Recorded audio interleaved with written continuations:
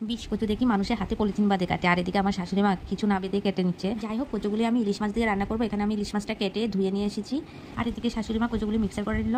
তারপরে এগুলি জল ঝরার জন্য রেখে দিলাম। এদিকে কড়াইতে একটু তেল দিয়ে কচুগুলিকে দিয়ে ভালো করে অনেকক্ষণ লাগিয়ে বাকি জলগুলি শুকিয়ে দিলাম। ডাটাগুলিকে কেটে ধুয়ে নিলাম। এখানে নারকেলগুলিকে কুচি করে কেটে নিলাম, আর এখানে মটরগুলি সিদ্ধ করে নিলাম। এদিকে আবার আলু পেঁয়াজ রসুনগুলিও কেটে নিচ্ছি। তো এখানে আবার আমি মাছগুলি ভেজে নেব। তো মাছ ভাজা তেলে আমি আবার আলুগুলিকেও ভেজে নিলাম। তারপরে কুমড়া ডাঁটাগুলি ভেজে নিচ্ছি, সাথে পেঁয়াজ রসুন দিয়ে দিলাম, কারণ পেঁয়াজ রসুনগুলি আগে ভাজতে ভুলে গেছি আলুর সাথে। তো এদিকে আমি নারকেল আর মটরগুলিকেও হালকা করে ভেজে নিলাম। তারপরে পেঁয়াজ রসুন আদা কাঁচা লঙ্কা পেস্ট করে নিলাম, আর এখানে কিছু পেঁয়াজ টুমটুম করে কেটে নিলাম।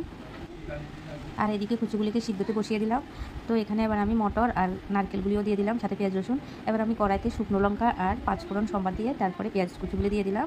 পেঁয়াজগুলিকে হালকা ভেজে তারপরে আমি দিয়ে দেবো আদা কাঁচা লঙ্কা রসুন আর পেঁয়াজের পেস্ট। এখন আমি হলুদ লবণ জিরে গুঁড়ো ধনিয়া গুঁড়ো আর একটু লাল মরিচের গুঁড়ো আর একটু গরম মশলা দিয়ে ভালো করে জল দিয়ে এগুলিকে মিক্স করে দিয়ে দিলাম।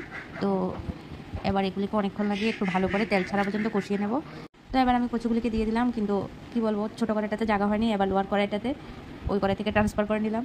তো এবার এগুলিকে ভালো করে একটু ফুটিয়ে মাছগুলি দিয়ে আর একটু ফুটিয়ে নিয়ে গরম মশলা দিয়ে নামিয়ে নিলাম। এই যে দেখতে পাচ্ছ আমার বিষ কচুর ঝোল রেডি হয়ে গেল। দেখতে কিন্তু কালারটা খুব সুন্দর হয়েছে। তো এবার আমি ঘরটা ভালো করে মুছে নিয়ে